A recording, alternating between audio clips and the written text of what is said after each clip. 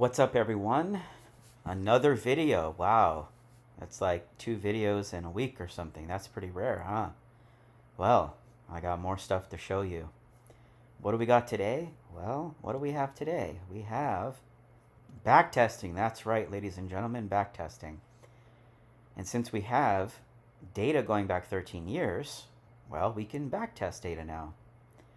So what you do is you set up a screener of what type of equities you want to screen for on that day, and then you click this blue icon. This is the backtest strategy.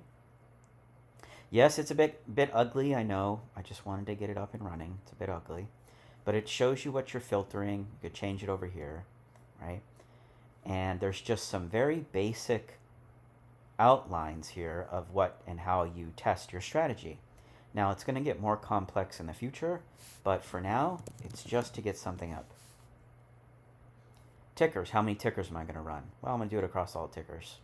I'm going to buy a call, and since this is a tail-based strategy, I'm going to do a 10 delta, which theoretically should be a 10% chance of winning. Expiration's 250 days out. I'm going to buy the longest one that I find. Buy it at the mid, 40 cents per contract. It's probably higher on some brokerages. Robinhood, it's free, I think. Hold till expiration because it's a tail strategy. You don't want to close early. At the end of the run, leave trades open. You can close them if you want. I'm just going to do 2019 just for the demo. I'm going to do 2 portfolios, a flat 500 per trade, and one that's 2.5% of total available cash. Then I click this green button to run it. And there it goes. So you can see I'm currently on my flat 500. I can go to the 2.5% one. See that? So they're both running. And you got some drawdowns going on. 12% drawdown, 2% drawdown. Okay, let it run. So we already did a few years, 5 years. 90% done. 500, 400, that's a lot of trades. Finishing. There we go. So, what do we got? Well, okay, so this isn't like... So drawdown is a bit interesting. I don't want to mark to market the data because the back test would be very slow if I had to mark to market every day. And so I did do this line about your drawdown that came up and like what time and year, but it's not mark to market, okay? So it's just based on your open positions. So this is a bit misleading in the title. This is, anyway, just be careful with that metric there, right? Okay, so flat 500, 2.5% cash. A lot of information here. You can click on the trade. See that? Look at that. It bought Tesla in 2019 for a 33,000% return. Yes, ladies and gentlemen. It bought it for 40 cents. Oh, that's per contract. 69 cents per contract. And let's see. Oh, wow. That's crazy. Entry cost $483. Settle cost $275. 744 days held. That's crazy. 33 grand. Wow. Okay. Let's go down to the 2.5%. $2 million. APH. Remember, it's 2.5% of cash.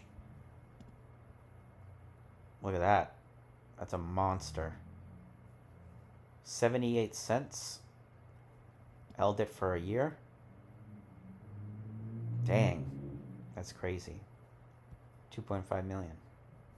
Right? Look at that. So, pretty good returns.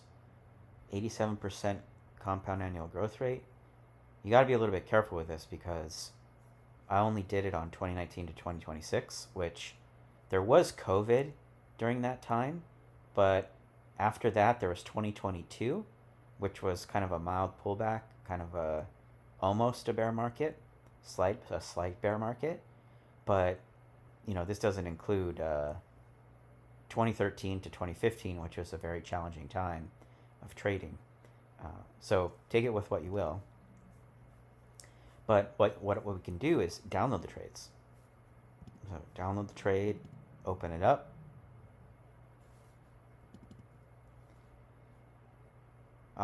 Numbers.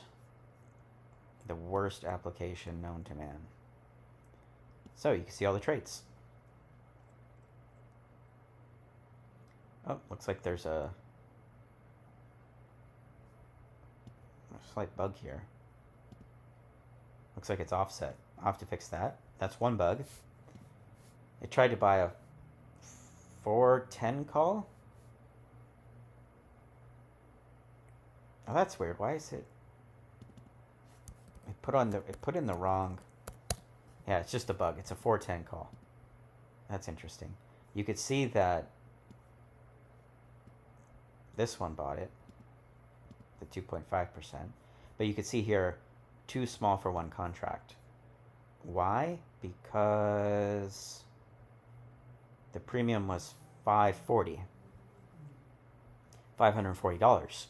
and we set a limit of 500, so I didn't trade it. Well, you come down here, you can see there's probably more of those. No matching contracts, so you can see like it's skipped. Something skipped. I think at the bottom is the trade still open, if there are any. Oh no, it's not at the bottom, it's just part of the... I see. Yeah, so the opens are still in there, and it puts like what it's currently at. See that? VLO is one of them. I wonder if like MU had any good trades in here. Let's see. MU... Oh, so the 500 couldn't buy it because it was too expensive. Let's see. The 2.5 bought it. It lost $1,600 on that one. Lost $10,000 on that one. Lost 20... Oh, that's MFUG. And then a monster. 6.1 million. November 24. Is that in there? Oh, right. This doesn't show open trades. It shows the closed trades. Because it's not a top trade yet, right? Like the thing could come crashing down and whatever. So that's crazy. That's part of the open 28 million. Let's take a look at that. I mean, that's kind of crazy, right? So this tail trade actually found MU. And both of them got it. Look at the $500 one got it. $221,000 off $500. That's crazy. But let's take a look at it. Okay. Let me copy pasta.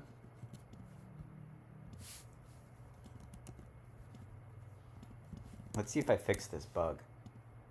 Okay, perfect. So this is the graph on this date. Nice little pullback. I could already see why. This strategy measures the yearly realized vol against the options implied vol. Let me see if this is correctly denoted here. Yes, it is, because we're not judging tails, we're judging at the money. So the realized vol is above what the options are implying. That's the trade. That's what it looks for. And what it looks for, let's go to the chain. Let me see if I can find what it picked. Now, this strategy has a slight, the one I tested personally, not on the website, but with my own data, not my own data, my own scripts. There are some little gotchas to like try to deal with low volatility regimes and things like that. But what you usually do is you go to the longest expiration and see if you can find a 10 delta. If you don't, then you go up to 20, which there is. So this 18, so this $4.20, $220 contract. Is that what it bought? Let's see.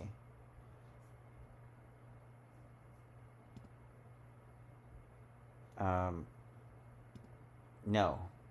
Wait. Expiration 1612. Ah, yes. So you can see it only found a 10 delta right there. So technically the strategy is you go the furthest out, which is 757 days, not the one it picked, and you try to buy the 10 delta. If it doesn't exist, you cascade down to 20. If that doesn't exist, you go to the next lowest expiration. But in the backtester, it's a simple backtester, so it only tries to find a 10 delta. So it's this one, this $1.61 260. Is that what it picked? 260. $1.61. I bought 83 of them for $13,400. So it just auto bought this one right there. Boom. And this is December of 26, so it's still open, right? And I think we can see it on the graph. Can I find it here? You can't sort right now by P&L, and I don't think they're in order, but we could probably try to like scroll down and find. There's 1 million there. There's the 3 million TXN. Marvel is a 6 million one. Wow, it's much more than that way up here. That's crazy. Let's see if we find the MU one. I could probably just search it. There it is. So that's the trade. Look at that. 45,592%. 6.1 million off of 14 grand over a year and a half. That's crazy. Okay, well, who knows if that's a long-term strategy or not. But yeah, that's the deal. That's the strategy. You got a back tester now, and you know it's for longer-term strategies.